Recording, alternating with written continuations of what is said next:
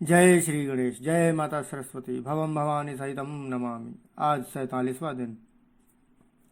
जय सिया राम। कहता पस नृप ऐसे ही हो, कारण एक कठिन सुनु सो। कालऊ तु पद नाहि सीसा, एक विप्र कुल छाड़ी महिषा। तप बल विप्र सदा बरियारा, तिनके कोप न को रखवारा। जो विप्रन बस करहु नरेसा, तो तु बस विधि विष्णु महेशा। चलन ब्रह्म कुल सन बरियाई, सत्य कहूँ दो भुजा उठाई। विप्र श्राप बिनु सुनु महिपाला, तोर नाश नहीं कवनेहु काला। हर शिव राउ बचन सुनितासु, नाथ न होई मोर अवनासु। तब प्रसाद प्रभु कृपा निधाना, मो कहूँ सर्व काल कल्याणा। एवमस्तु कही कपट मुनि बोला, कुटिल बहोरी। मिलब हमार भुलाव निज, कहु न हमहि न खोरी। तपस्वी ने कहा, हे राजन, ऐसा ही हो, पर एक बात कठिन है, उसे भी सुन लो। हे पृथ्वी के स्वामी, केवल ब्राह्मण कुल को छोड़ काल भी तुम्हारे चरणों पर सिर नवाएगा। तब के बल से ब्राह्मण सदा बलवान रहते हैं, उनके क्रोध से रक्षा करने वाला कोई नहीं है। हे नरपति, यदि तुम ब्राह्मणों को वश में कर लो तो ब्रह्मा विष्णु और महेश भी तुम्हारे अधीन हो जाएंगे। ब्राह्मण कुल से जोर जबरदस्ती नहीं चल सकती। मैं दोनों भुजा उठाकर सत्य कहता हूँ। हे राजन, सुनो, ब्राह्मणों के शाप बिना तुम्हारा नाश किसी काल में नहीं होगा। राजा उसके वचन सुनकर बड़ा प्रसन्न हुआ और कहने लगा, हे स्वामी, मेरा नाश अब नहीं होगा। हे कृपा निधान प्रभु, आपकी कृपा से मेरा सबका समय कल्याण होगा। एवमस्तु, ऐसा ही हो, कहकर वह कुटिल कपटी मुनि फिर बोला, किंतु तुम मेरे मिलने तथा अपने राह भूल जाने की बात किसी से नहीं कहना। यदि कह दोगे तो हमारा दोष नहीं है। ताते मैं तो ही बर जाऊं राजा, कहे कथा तव परमय काजा। छठे श्रवण यह परत कहानी, नास तुम्हार सत्य मम बानी। यह प्रगटे अथवा द्विजे श्रापा, नास तोर सुनु भानु प्रतापा।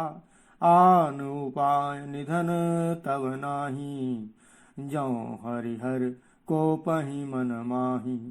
सत्यनाथ पद गही नृप भाषा, द्विज गुरु कोप कहु को राखा। राखहि गुरु जौ कोप विधाता, गुरु विरोध नहीं को जग त्राता। जौन चलब हम कहे तुम्हारे, हो नाश नहीं सोच हमारे। एक ही डर डर पत मन मोरा, प्रभु महिदेव श्राप अति घोरा। हो ही विप्र बस कवन विधि, कहु कृपा करिसो। तुम तज दीन दयाल निज, हेतु न देखऊं को। हे राजन, मैं तुमको इसलिए मना करता हूँ कि इस प्रसंग को कहने से तुम्हें बड़ी हानि होगी। छठे कान में यह बात पढ़ते ही तुम्हारा नाश हो जाएगा। मेरा यह वचन सत्य जानना। हे प्रताप भानु, सुनो, इस बात के प्रकट करने से अथवा ब्राह्मणों के श्राप से तुम्हारा नाश होगा, और किसी उपाय से चाहे ब्रह्मा और शंकर भी मन में क्रोध करें, तुम्हारी मृत्यु नहीं होगी। राजा ने मुनि चरण पकड़कर कहा, हे स्वामी, सत्य ही है। ब्राह्मण और गुरु के क्रोध से कहिए कौन रक्षा कर सकता है।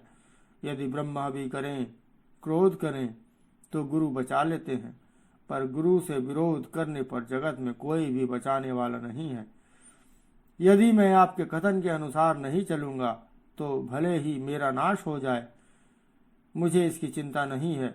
मेरा मन तो हे प्रभु केवल एक ही डर से डर लगता है कि ब्राह्मणों का शाप बड़ा भयानक होता है।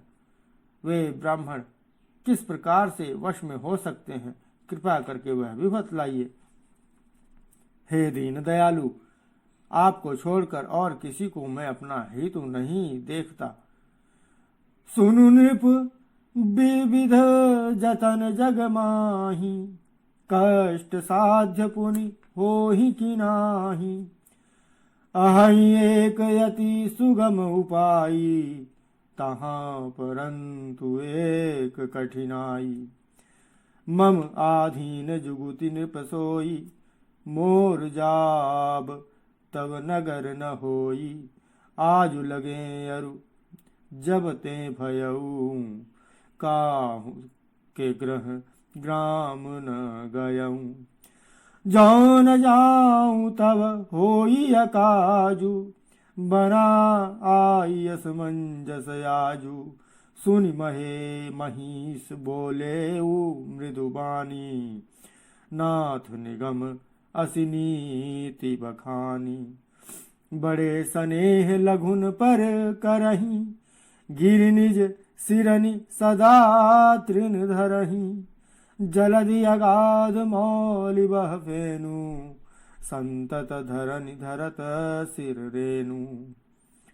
अस कहि गहे नरेश पद, स्वामी होहु कृपाल।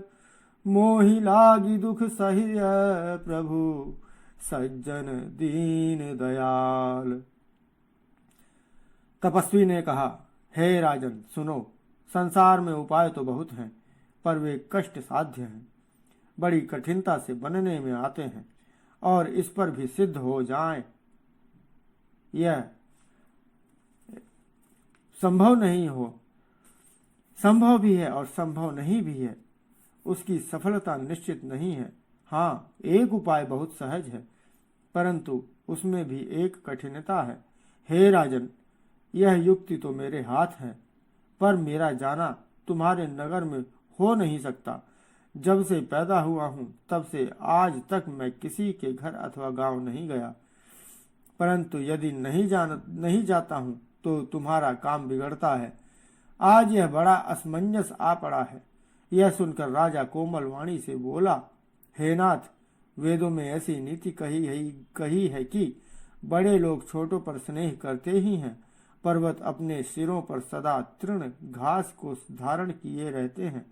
अगाध समुद्र अपने मस्तक पर फेन को धारण किए रहता है, और धरती अपने सिर पर सदा धूलि को धारण किए रहती है। ऐसा कहकर राजा ने मुनि के चरण पकड़ लिए और कहा, हे स्वामी, कृपा कीजिए, आप संत हैं, दीन दयालु हैं, अतः हे प्रभु, मेरे लिए इतना कष्ट कीजिए और यह मुझ पर कृपा कीजिए। आज मैं अपनी वाणी को यही विराम देते हुए श्री रामचरितमानस जी की पंक्तियों को रोकता हूँ। आज हुई त्रुटियों, भूल चूकों के लिए, अपराधों के लिए सिया रामचंद्र जी से क्षमा मांगता हूँ। जय सिया राम।